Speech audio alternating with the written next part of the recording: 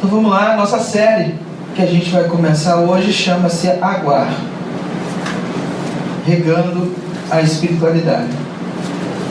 Nossa série que a gente inicia, a gente trabalha com série, então a gente trabalha um tema através de um longo período, porque é muito difícil esgotar um tema a partir de uma mensagem só de 40 minutos. Esse é o tempo que você vai ser obrigado a ficar sentado, brincadeira, não é obrigado, você pode sair a hora que você quiser. Mas eu vou te torturar durante 40 minutos porque eu vou falar sobre esse assunto. E esse assunto ele é muito importante, mas eu tenho certeza que você não quer ouvir. E por que você não quer ouvir? Porque eu também não quero ouvir. Porque ninguém quer ouvir. Porque esse assunto é um assunto que fala diretamente sobre os nossos hábitos e a nossa capacidade de se esconder. E a coisa que a gente melhor faz, a gente se esconde muito bem. A gente se esconde dos problemas, a gente se esconde dos confrontos, a gente se esconde de tudo. A gente prefere parar de ver a pessoa do que chegar e falar para ela: você me machucou, você me magoou. A gente prefere fugir ou pedir demissão do emprego do que ter que confrontar o chefe e dizer: você está errado, você está fazendo comigo, isso é sacanagem, você está me explorando. A gente prefere pegar caminhos alternativos ao invés de confrontar, de pegar o caminho mais difícil. Isso que a gente costumeiramente faz. Nas nossas amizades, eu quando era menor, adolescente ou jovem, eu tinha muito problema com isso. Eu tenho tanto problema com isso até hoje, que é um problema muito sério. Essa semana eu estava lá no sábado, eu estava na minha casa, trabalhando, minha esposa tinha saído, estava eu sozinho na mesa da sala, trabalhando no computador, e 3 crianças, elas saíram do seu apartamento e foram para o hall, porque tem 4 apartamentos no elevador, tem um hallzinho ali em cada andar. E elas simplesmente acharam que estavam sozinhas no andar, abriram a porta, ligaram o som alto, botaram patins, botaram skate elétrico e estão fazendo uma rodinha delas ali no hall.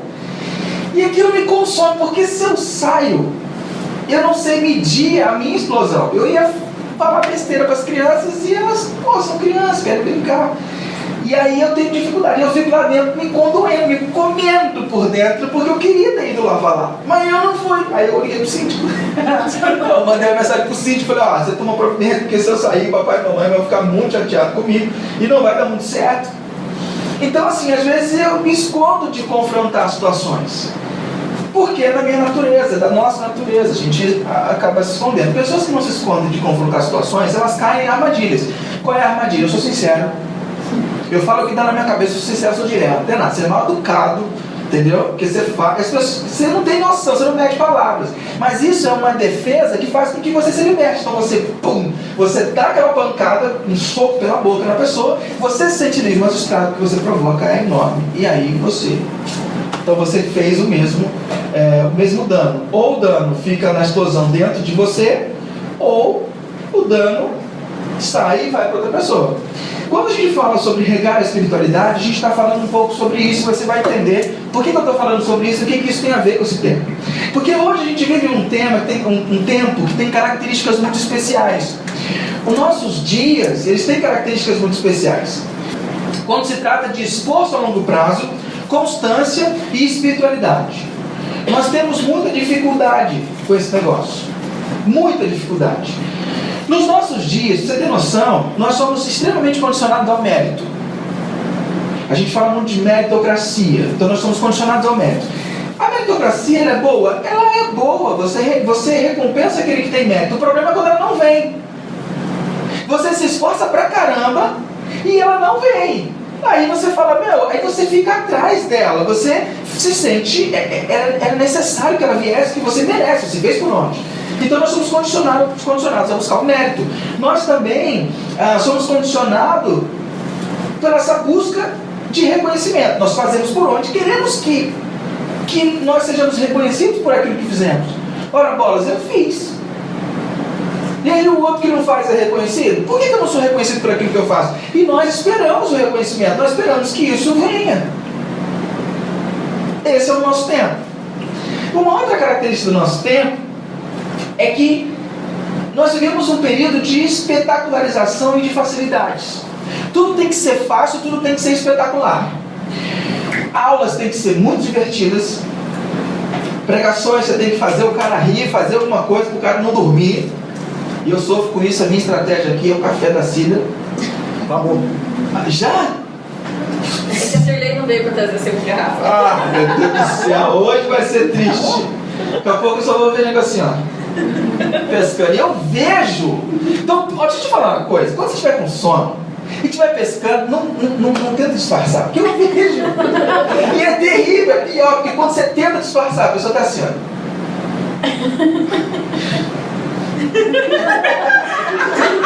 Não faz isso. Eu vejo, gente. Eu vejo. Então faz o seguinte, sai, não luta contra o sono, sai lá pro rosto, é mais legal, porque senão você fica, o pastor fica olhando, falando, eu olhando assim, porque a gente fica olhando assim, eu falo, Jesus amado, a pessoa tá fazendo isso. E vem câmera lenta, parece que ela vai. E eu não tenho o que fazer. Você pode notar, às vezes você vê eu fazendo assim. Se eu fizer isso, tem alguém dormindo, né? Se eu, por exemplo, eu falar uma coisa mais alta, é porque eu estou querendo acordar alguém, mas não posso chamar o nome da pessoa, por exemplo, porque Deus, eu tenho que ter muita intimidade. Essa penumbra aqui também. Na penumbra, né? Facilista, né? Assim, o meu é só quando eu tenho muita intimidade. No máximo, educadamente, eu falo, teu cafezinho. Né? Aí a pessoa já ligou os botões, já sabe que é preciso de um cafezinho. Então, as aulas têm que ser muito divertidas. Os vídeos têm que ser curtos. Você não para, nossa, você recebe aquele vídeo de 10 minutos no WhatsApp. Você fala, não vai rolar, passa batido, dá um joinha pra quem te mandou, mas você não viu porque não dá, 10 minutos é muito tempo. A não ser quando você vai no banheiro. Nem de um minuto. Nem de um minuto, minha esposa vê. Então, a não ser que você vai no banheiro, né? Aí você tá lá naquele seu momento particulino, e aí você tá com o telefone na mão, o tablet, aí você vai vindo, né? Você vai vendo, aí vai o que dá. Eu caio na asneira, por exemplo, tem um pastor amigo meu lá de Brasília, que ele mandou um vídeo pra mim e falou assim, ó, desmistificando, tirando as mentiras da escravidão no Brasil. E eu falei, pô, cara, eu sempre mando mensagem pra ele, né? Agora eu vou. Não, ele mandou um vídeo, eu falei, verei. Ele disse, depois comente. Eu abri o vídeo 10 minutos com voz de robô falando sobre a escravidão. Tá lá aberto meu navegador ali até hoje. Eu falei, eu verei, só não falei quando, mas eu vou ver, porque eu falei, dei minha palavra que ia comentar. Então a gente, cara, é complicado, os vídeos têm que ser muito curtos e as informações devem ser bem rápidas. Então a gente vive um momento onde a informação deve ser rápida, a gente não tem tempo para ler o texto inteiro. Às vezes você tem uma notícia muito legal, muito bacana, aí você está lá, eu quero saber sobre isso. Aí você começa, você fala, meu Deus, não vai acabar. Aí você vê lá que você tem uns 4 rolling do mouse, aí você fala, não vai dar, não vai rolar. Porque seu tempo é muito raro, o tempo se tornou um ativo muito precioso. Então você não gasta com qualquer coisa. Aí, qual é o problema disso? Quando a gente fala em aguar, o que é aguar? Aguar é um verbo na língua portuguesa que significa regar, molhar com água. É o processo que a gente faz numa planta. Então, quando você aga uma planta, você não molha ela hoje, ela cresceu amanhã e está dando fruto. Por exemplo, se você plantar uma jabuticabeira, 15 anos, meu irmão, você comeu o primeiro fruto. 15 anos aguando. Mesmo que você faça bonsai, meu filho, vai ser 7, 8 anos, você comer uma jabuticabinha. Quando a gente percebe o tempo em que a gente vive, de rapidez, de facilidade, de espetacularização, você não vai querer gastar tempo com a sua espiritualidade. Por quê? Porque a espiritualidade requer que você pare, que você sente, que você olhe para o seu interior, que você faça coisas que vão fazer você reduzir a sua velocidade e não aumentá-la. E quando você faz isso, você entra em contato com o seu eu interior, com aquilo que realmente você é. A sua persona sai de cena. O que é a sua persona? Persona é... os psicólogos dizem que persona é isso que você está vendo quando você olha para alguém do seu lado. Isso é a persona.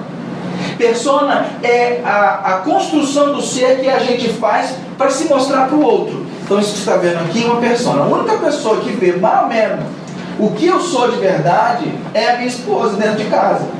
Ela tem acesso à pior versão de mim. Vocês têm acesso à melhor versão de mim. Então, por obrigação, por honra, eu tenho a obrigação de tentar mostrar a melhor versão de mim para ela, porque ela tem acesso a uma versão que vocês não têm. Então, coitada. Ela tem acesso ao pior, vocês têm acesso ao melhor.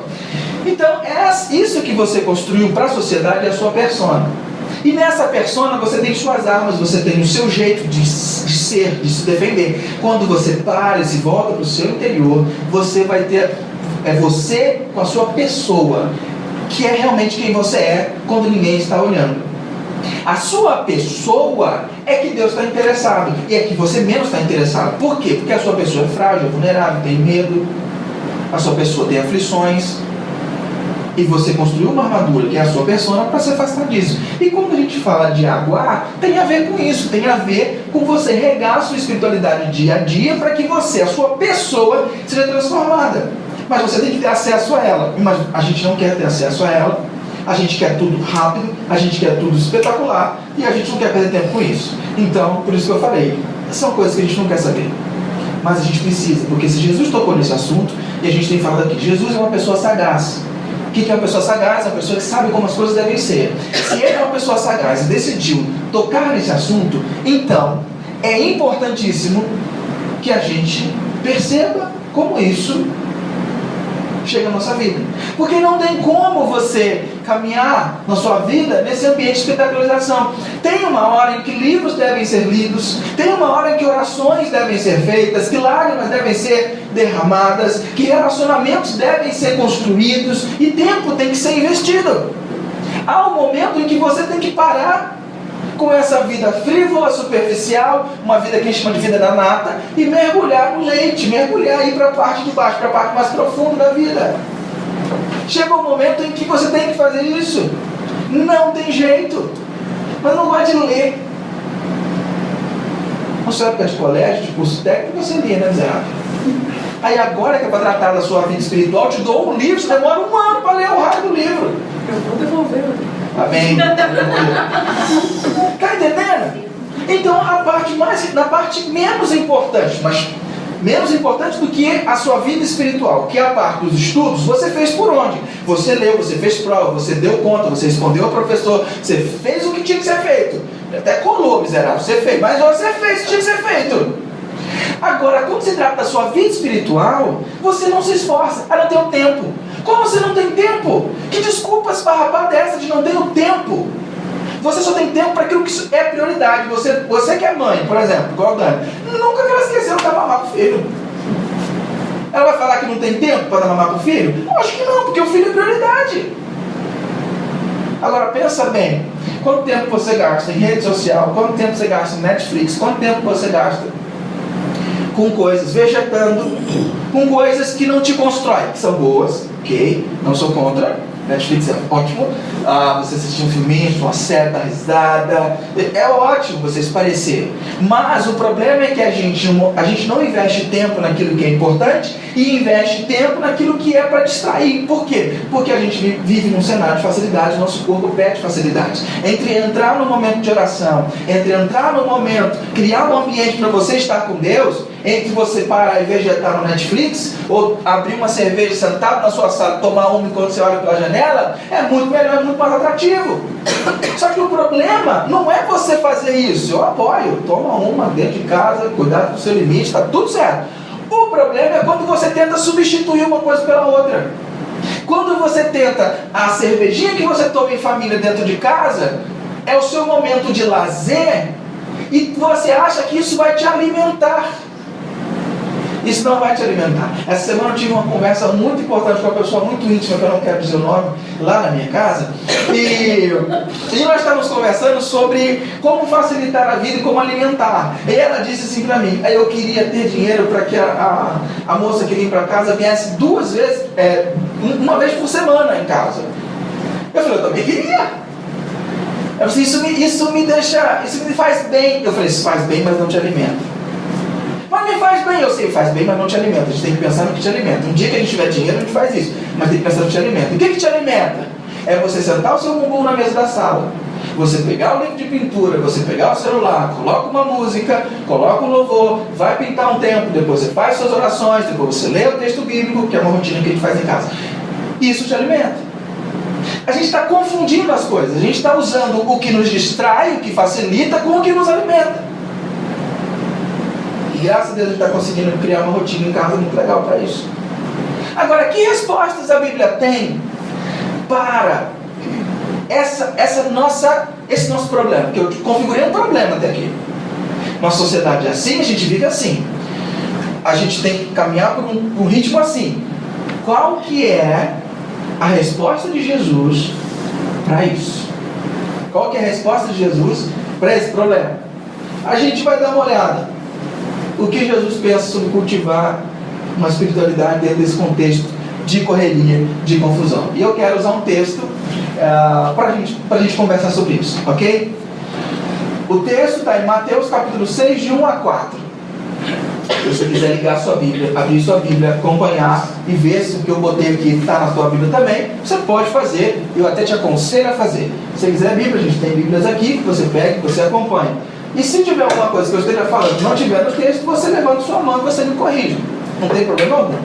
Tá? Mas é importante que você acompanhe, mergulhe esse tempo agora, não no sono, não na penumbra, mas mergulhe no que a gente vai conversar, porque o cara mais sagaz do mundo, o cara mais inteligente da história, se pronunciou sobre esse assunto. E se ele se pronunciou sobre esse assunto, alguma coisa importante que tem para dizer. Vamos lá. E eu vou por partes, como diz Jack, porque por parte fica mais fácil, a gente separa, tal, os parteios. Vamos lá. Mateus capítulo 6, de 1 a 4. A gente vai caminhar por esse texto.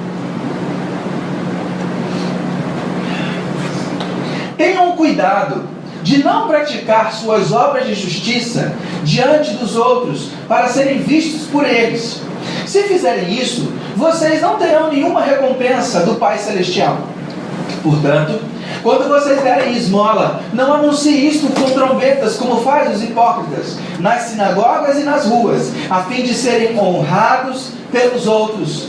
Eu lhes garanto que eles já receberam sua plena recompensa.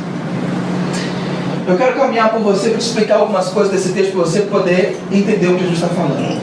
A primeira coisa que eu acho importante você entender é quando ele fala: tenham cuidado de não praticar suas obras de justiça. Essa expressão justiça é uma expressão no grego que significa dikaiosune. E a dikaiosune, ela significa a conduta de uma pessoa realmente boa. Então ele está dizendo: tenham cuidado de não praticar suas obras de uma pessoa realmente boa. É a verdadeira bondade interior. Ela é também um conceito, esse de dikaiosune, essa justiça. Ela é um conjunto, é um título geral para os atos de devoção e dever religioso que tem a ver com a vontade de Deus para as pessoas. Então quando ele fala essas obras de justiça, ele está dizendo: é um conjunto de coisas.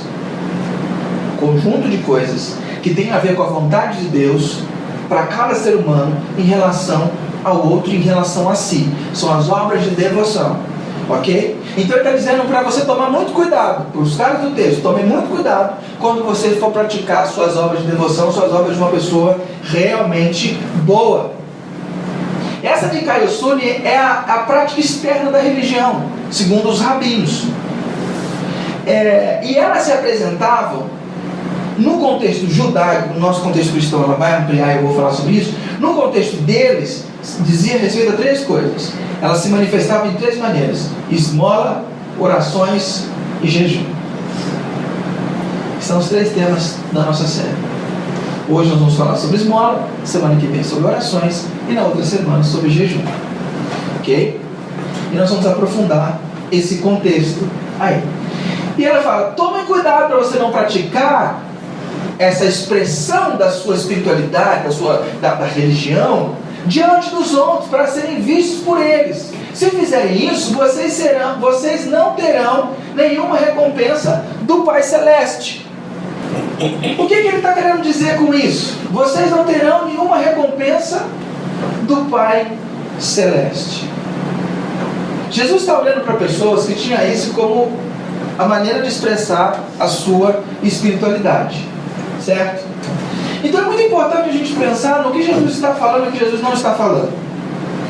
Primeira coisa, Jesus não está ensinando que devemos ocultar nossas boas obras. Quando ele fala: cuidado, não faça na frente dos outros, ele não está dizendo que você tem que ocultar o bem que você faz. Não é isso. O que está em jogo aqui são intenções e propósitos. Nesse caso, não é errado ser pego fazendo uma coisa boa, O errado seria fazer a coisa boa para ser visto. Percebe a diferença? Então Jesus não está dizendo sobre isso. Segunda coisa que é importante a gente entender é que a nossa intenção é determinada por aquilo que queremos e esperamos do nosso ato. A sua intenção é determinada pelo aquilo que você quer alcançar. Por quê? Porque quando nós fazemos para sermos vistos, nós procuramos algo que procede das pessoas. Se eu quero... Cara, você não vai olhar para você nessa mensagem e falar assim, eu sou assim. Você não vai ver você aqui. Ok? Porque isso aqui de você está muito guardado. Eu precisava dar uma mensagem de 2 horas para poder ficar te dando vários exemplos até atingir para você perceber aonde você se encaixa. Então faça esse esforço de abrir o teu coração para você perceber. Muitas vezes nós fazemos as coisas, só que a gente não quer ser, não quero que seja visto, não quero ser visto pelas pessoas.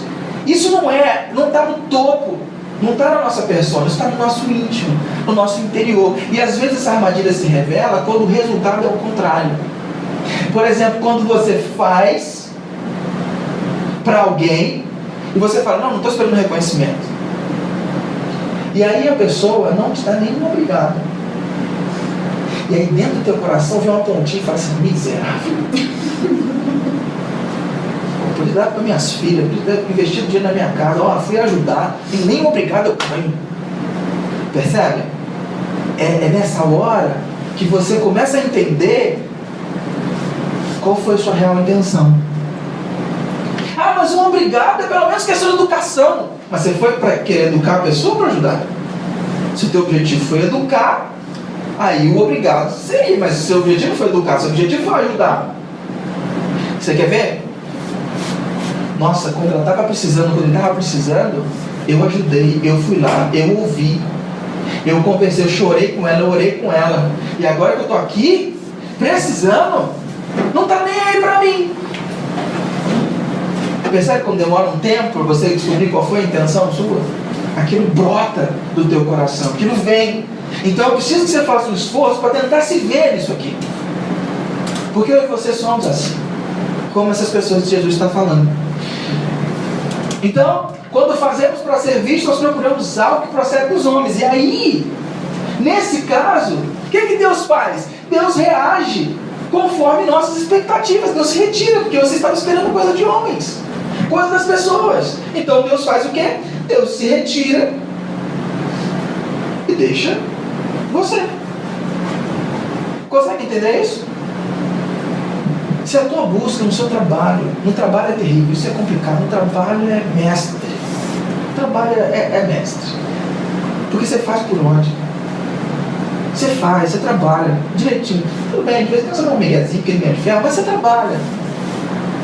Aí vem um miserável do seu superior, do seu chefe, seu gerente, sei lá, quem está acima de você, e te trata como se você estivesse miguelando o tempo todo. Ou então, frases nesse sentido que acabam com você por dentro. E o problema é quando você está aberto e vulnerável, essa frase ela entra, ela faz um estrago. Mas faz um estrago em você que te amargura. Mas te amargura, aquilo te derruba, é uma desgraça. Porque você estava fazendo o teu melhor, cara. Você fez o que você podia. Ele não sabe que na noite anterior, quanto tempo você ficou, que era para cuidar da sua família, você ficou lá tentando resolver o problema. Ele não sabe quantas vezes você dedicou tempo que você devia estar em casa se divertindo, dedicou tempo para resolver o problema do trabalho. E ele vem com uma frase dessa, ela vem com uma frase dessa. Ela não sabe quanto minha família está sendo sacrificada para eu fazer o melhor para a empresa e vem com uma frase dessa. É para acabar com o que de Goiás, fala sério. Isso destrói a gente por dentro. Mas por que destrói? Porque a gente está vulnerável. Não é que você está buscando reconhecimento, não é esse o caso.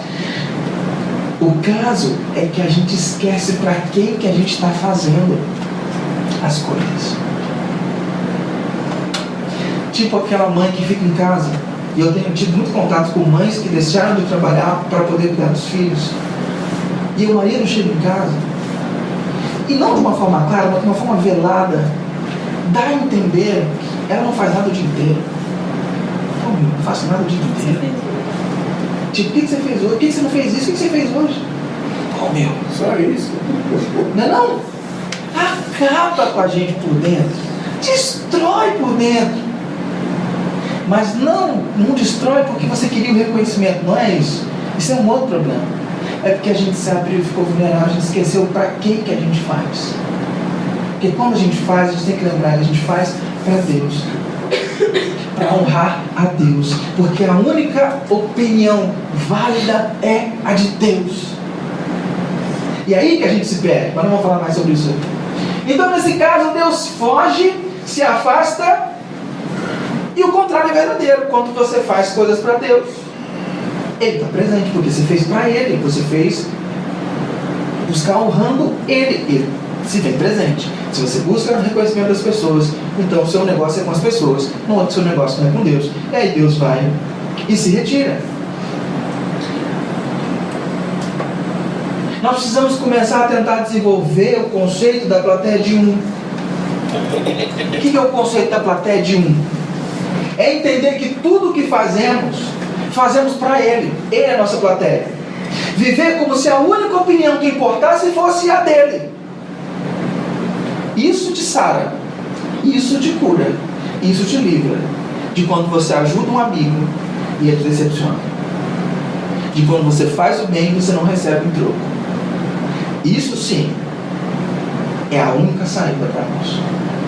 Por isso que Jesus está dizendo: toma cuidado. Toma cuidado. Presta atenção se você está fazendo para receber dos outros.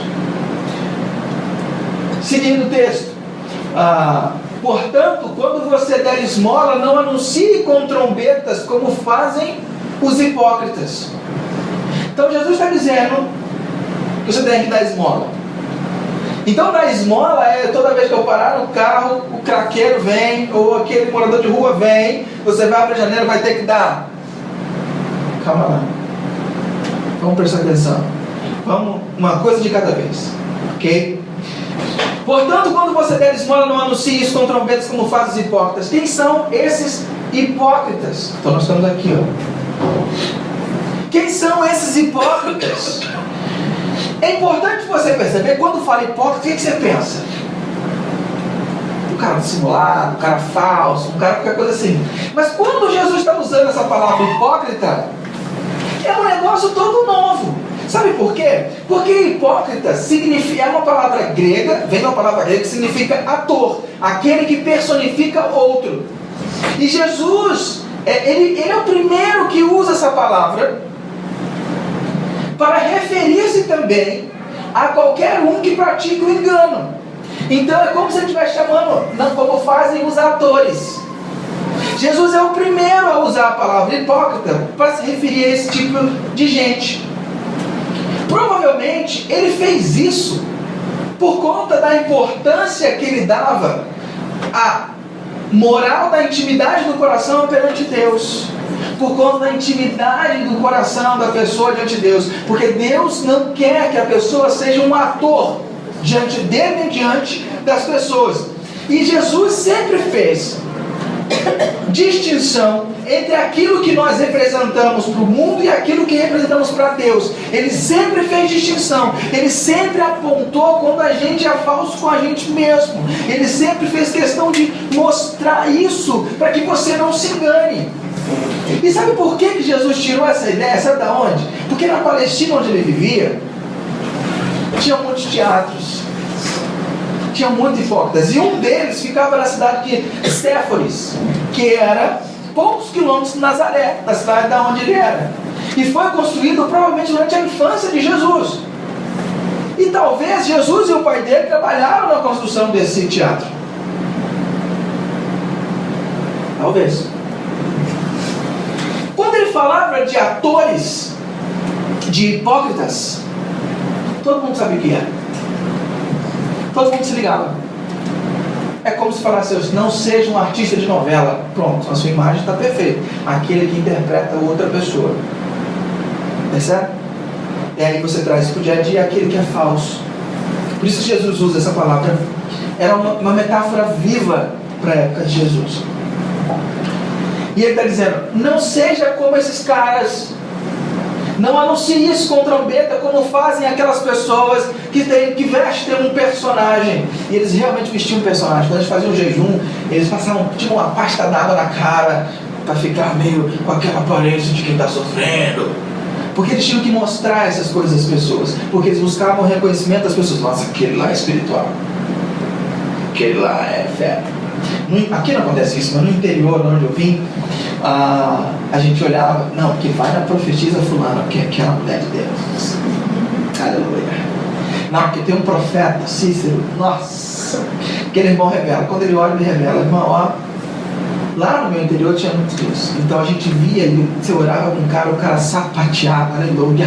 Ele rodava com um peão, e aí pegava a tua mão, começava a te balançar, você entrava no frenesi, tuas pernas começavam a tremer, você entrava num sapatinho de fogo, e aquele negócio pegava um fogo naquele lugar, aleluia. E ele falava meia dúzia de pataquada, que às vezes dava certo, às vezes não. Profeta do Senhor, aleluia. E todo quando ele passava na rua, falava, aquele nome de Deus, aleluia. Eu não sei como é que é isso aqui na cidade grande, como é que a gente busca, como é que as pessoas buscam essas questões. Talvez seja mascarado até com o título de reverendo, que é o nome que dá ao pastor da nossa igreja. Não, que dá reverendo. E eu falo isso da minha classe, e eu sou um reverendo. E às vezes a gente se esconde atrás, não, que é o reverendo Rodrigo. Eu lembro de um pastor no seminário que ele fez muita diferença na minha vida, o pastor Hilton. Ele disse o seguinte: no primeiro dia de aula, ele entrou na aula e falou assim: meu nome é Hilton Figueiredo, vocês podem me chamar de pastor, de reverendo, de Hilton, você pode escolher. Eu só quero que você me trate com respeito, porque aqui nessa casa, no seminário, reverendo e pastor é igual lata de lixo, cada sala tem um. Ali o cara deu com respeito, acabou. Ele não estava querendo ser respeitado pelo título, pelo mestrado que ele tinha, por morar no exterior. Não, ele estava querendo ser respeitado como pessoa, que estava ali para ensinar a gente. Aquilo ali marcou minha vida, tanto que eu estou te contando isso hoje, né? Vamos lá. E esses caras faziam isso nas sinagogas e nas ruas. E o termo que ele usa aqui nas sinagogas, o termo nas ruas, quer dizer ruas estreitas, não é avenidas, são ruazinhas. O que são essas ruas estreitas? São lugares de atenção limitada e controlada.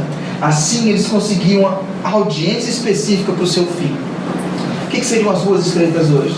Nossos guetos dentro das igrejas, nossos guetos dentro das empresas, dentro da família, onde a gente se projeta e quer se projetar um novo. Mas você tem na sua família aquele parente que chega e todo mundo conversa com ele porque ele está cheio de novidade, porque a vida dele parece um mar de rosa. E fala, eu queria ter essa vida. Miserável, porque que tudo para ele dá certo. O cara conta, ou ela conta a história e não parece ter dificuldade. Você fala, caramba, conhece um tipo de parente desse? Não estou dizendo que o parente é ruim, tá, gente? Só estou dizendo que esse cara pode ser um tipo de gente que quando vai para dentro de família, ele controla a audiência. São as ruas estreitas, onde ele projeta o seu ego, alimenta o seu ego, alimenta, porque, meu irmão, a grama do vizinho é sempre mais verde, ué. A novidade da vizinha é sempre melhor. Passa um mês com ele lá, pra você ver, miserável. A vida é complicada, né? E esses caras fazem isso a fim de serem honrados pelos outros. Eu lhes garanto, eles já receberam sua plena recompensa. A recompensa, e queriam que as pessoas reconhecessem a sua boa obra e os fizessem, e as pessoas o faziam, o reconheciam. O ego estava inflado e a alma estava definhando. Por quê? Porque a gente não sobrevive só de reconhecimento das pessoas. A gente não sobrevive disso. Mas Jesus continua o texto. Mas quando você der esmola, que a sua mão direita não saiba o que sua mão o que está fazendo a direita, que a sua mão esquerda não saiba o que está fazendo a direita, de forma que você preste a sua ajuda em segredo. Meu irmão, é igual aquele lance de dar outra face. Você olha para o negócio e fala, Jesus, você está pedindo um negócio impossível. Se você não aprofunda e não entende aonde que ele está falando, o que ele está falando, lembra, isso é um discurso que ele está dando da montanha para os seus discípulos com uma multidão lá embaixo. Lá embaixo não, no morro. Está todo mundo no morro, ele chama os seus discípulos mais perto e começa a falar. Por isso que é chamado Sermão da Montanha. E ele não está dando regras. Não só, lembra que eu falei na outra semana, placas de trânsito? As placas de trânsito da cidade são de proibição, aquela branca, preta e vermelha. É proibido. Se você virar, você vai bater de falar, não vire aqui, proibido. Se você virar, o que acontece? Você bate de frente com alguém, você toma uma multa, uma desgraça vai acontecer. Agora você está na estrada, na pista, tem aquela placa verdinha ou a pista do interior amarela e preta. Tem uma curva assim, uma placa assim, pista sinuosa. Vai reto para você ver. Você pode ir reto. Está proibido de ser reto? Não está. Mas está dizendo, se fosse você, eu vou ficar atento. Então na estrada está fazendo assim, ó, curva assim, vai reto. Você pode ir? Pode. Só que você vai cair na pirambeira, você vai cair no rio. Você pode fazer. O Sermão da Montanha são mais placas de estrada do que placas de cidade. Eles estão indicativos, ele está te dizendo como é que você deve caminhar. Então quando você olha para isso, você pensa assim, eu lembro que o ator Bill Murray falava que quando ele era criança quando era adolescente, tinha aquele negócio de gangue, o cara sair da gangue, o exercício que ele tinha que fazer, cumprir para ele sair da gangue, ele tinha que sentar num canto, durante 15 minutos, não pensar num urso polar cor-de-rosa. Esse era o desafio para o cara sair da gangue. Sacou ou não sacou?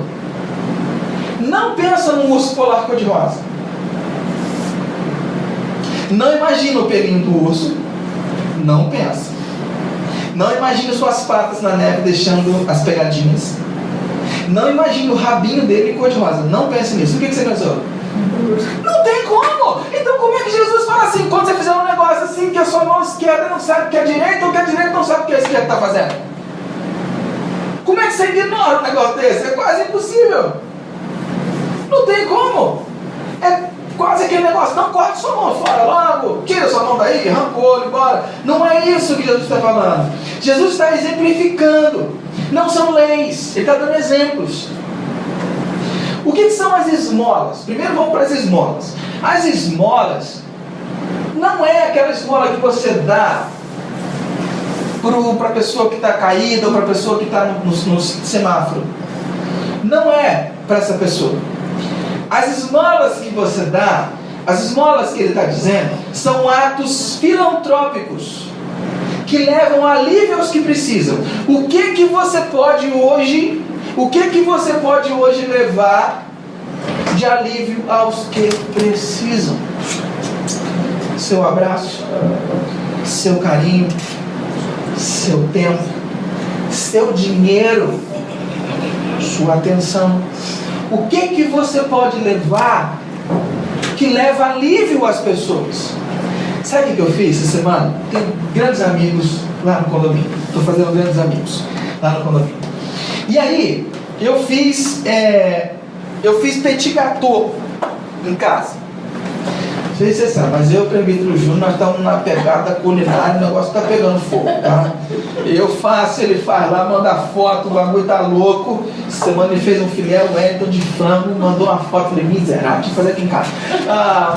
Mas esses amigos meus, eles estavam passando uma situação muito difícil, uma semana muito difícil, de muito choro. E eu estava cozinhando lá em casa, na segunda-feira, fiz bacalhau eu preparei. Eu fiz estrogonofe, fiz risoto para a Sabrina, que ela estava chateadinha, fiz um risoto bem gostoso para ela comer, fiz um monte de coisa. E a gente conversando, falou assim, pô, a gente podia levar lá um pouquinho do risoto para eles e tal. Aí você vai pensar, petit gâteau, pelo menos adoça a vida. Eu peguei 2 petit gâteau, botei no potinho, peguei sorvete, bati na porta, levei lá. Ele estava em casa, ela tinha saído, depois que eles voltaram. Aí ela mandou mensagem assim, obrigado por adoçar a nossa vida.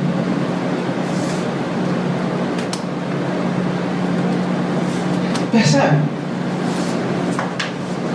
Está percebendo com esse exemplo o que Jesus está querendo dizer?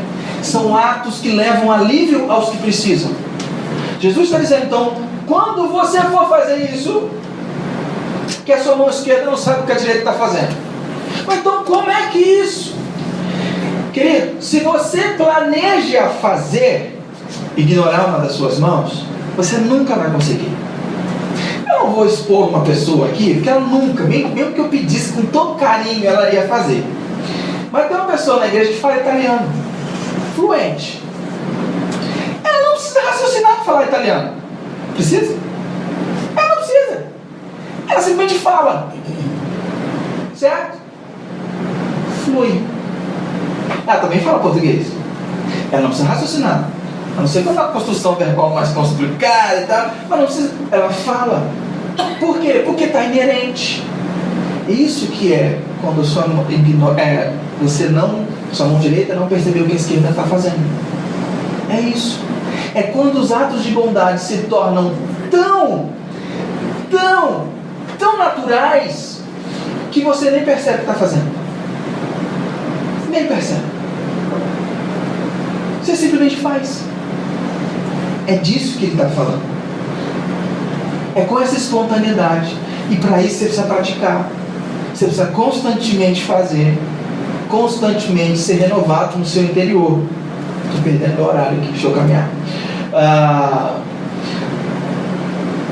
E o negócio é que são justamente os que se transformam tanto pela sua caminhada diária com Deus, que as boas obras passam a fluir naturalmente do seu caráter. Então, como é que essa boa obra surge? Essa boa obra não surge quando eu penso em fazer o bem para a pessoa. Ela surge quando eu separo o tempo para estar com Deus. Quando eu separo o tempo para a minha espiritualidade. Quando eu leio livros que me desafiam. Quando eu tenho tempo para orar. Quando eu tenho tempo para ler a Bíblia. Quando eu tenho tempo para meditar. Quando eu tenho tempo para fazer pintura, por exemplo, que é uma disciplina que a gente vai conversar sobre isso mais para frente. Quando eu tenho esse tempo para me encontrar com Deus, Ele vai transformando o meu interior, que na hora que você menos perceber, puf, surgiu, aí você fez, você nem percebeu. Não é treinar fazer bondade, é deixar que o bom, o realmente bom, transforme você de dentro para fora, para que a bondade surja naturalmente.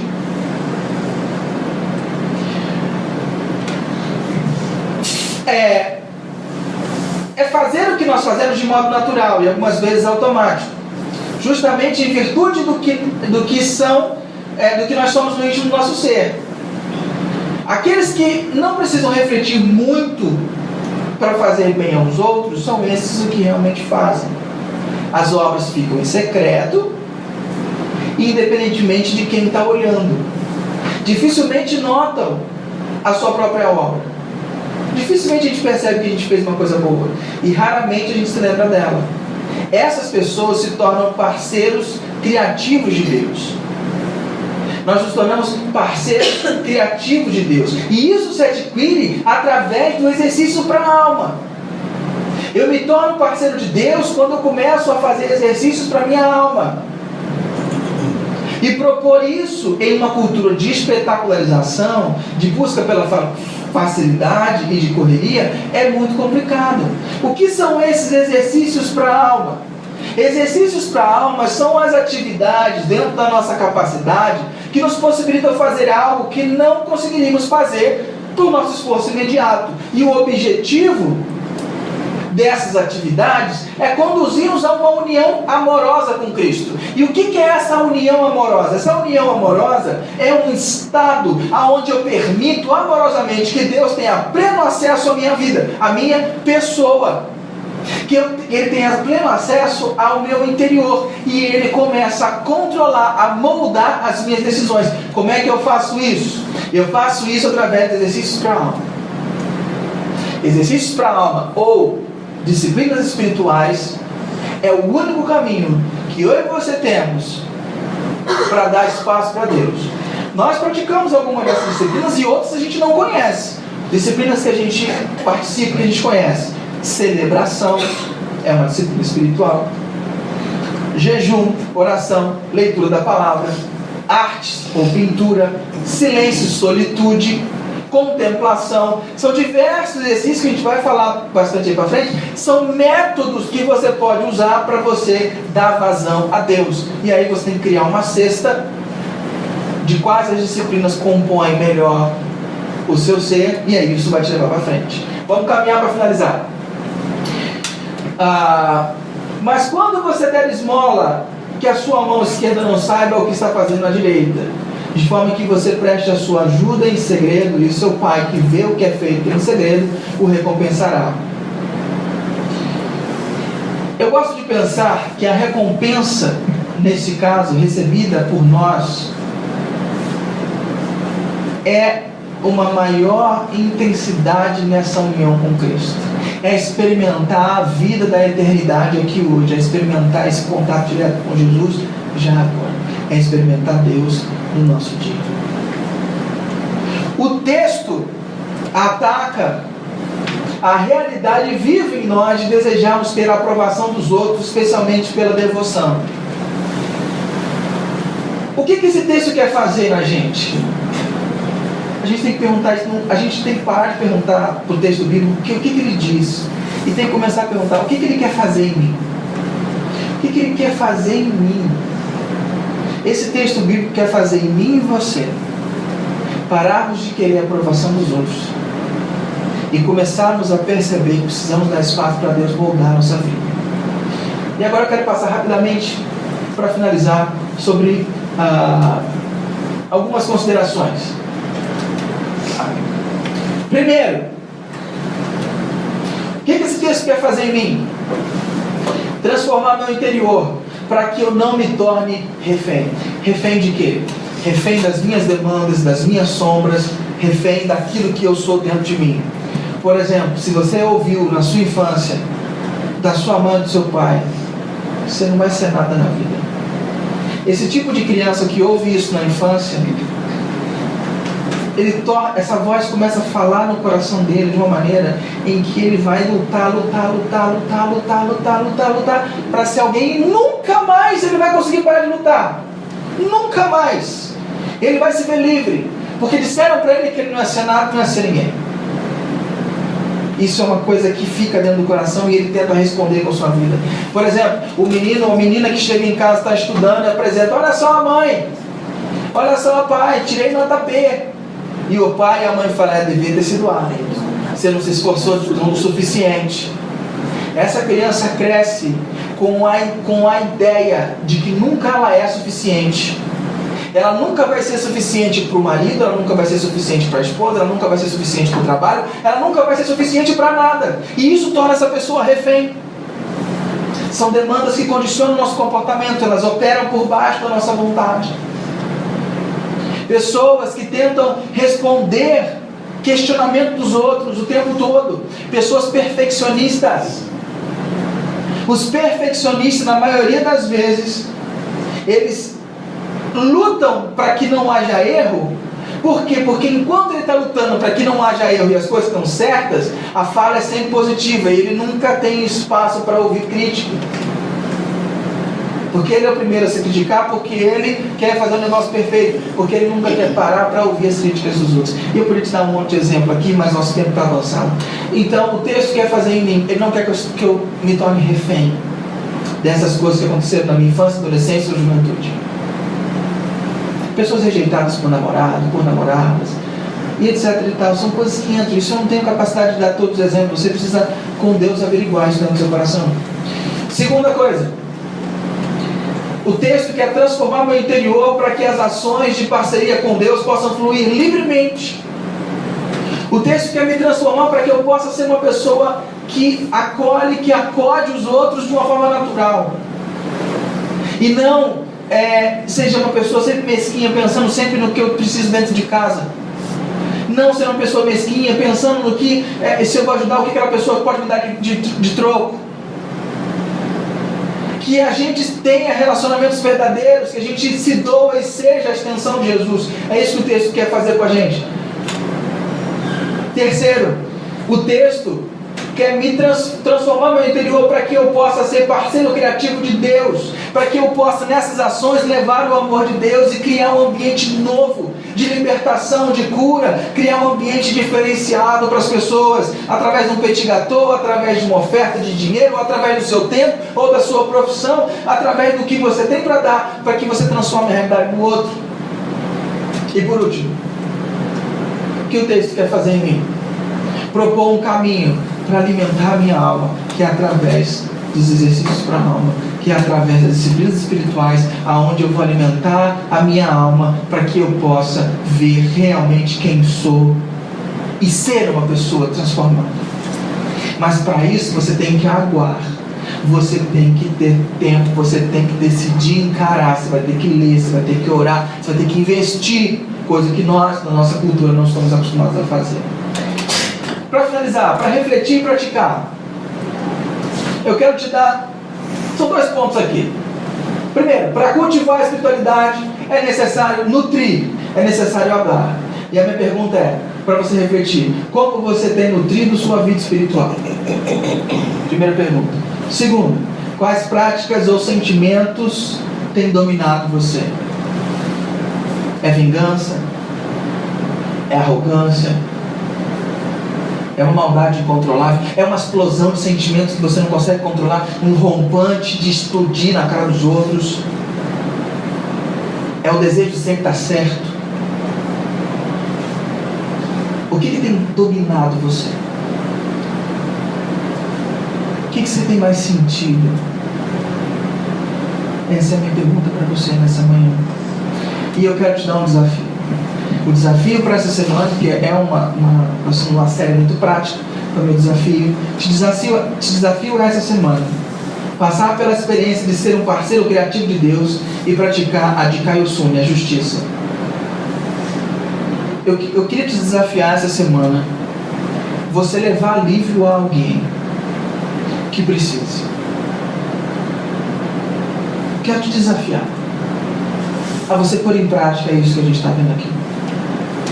A gente, ao longo da série, a gente vai ver mais disciplinas espirituais, vai falar mais sobre isso, mas eu queria muito te desafiar. Leve alívio a alguém essa semana. Talvez durante a mensagem essa pessoa venha na tua cabeça. Leve alívio a alguém. Talvez você fale assim, mas eu estou precisando de alívio. Mas sou eu que estou precisando. Eu sei. Do teu alívio, Deus vai cuidar. Porque aqui dentro, Deus pode estar falando para alguém, levar alívio para você. Levar alívio para você. Te desafio. Alivie alguém nessa semana. Queria te convidar, para a gente encerrar, a você fechar seus olhinhos e fazer uma oração. E qual oração? A que você quiser fazer. Você ouviu um monte de coisa, você viu um monte de coisa, eu quero que você responda a Deus sobre o que você ouviu. Eu vou te dar exatamente 1 minuto para a gente orar juntos, e depois de 1 minuto a gente vai fazer uma oração e encerrar nosso encontro. Fique a sós com Jesus, fale comigo.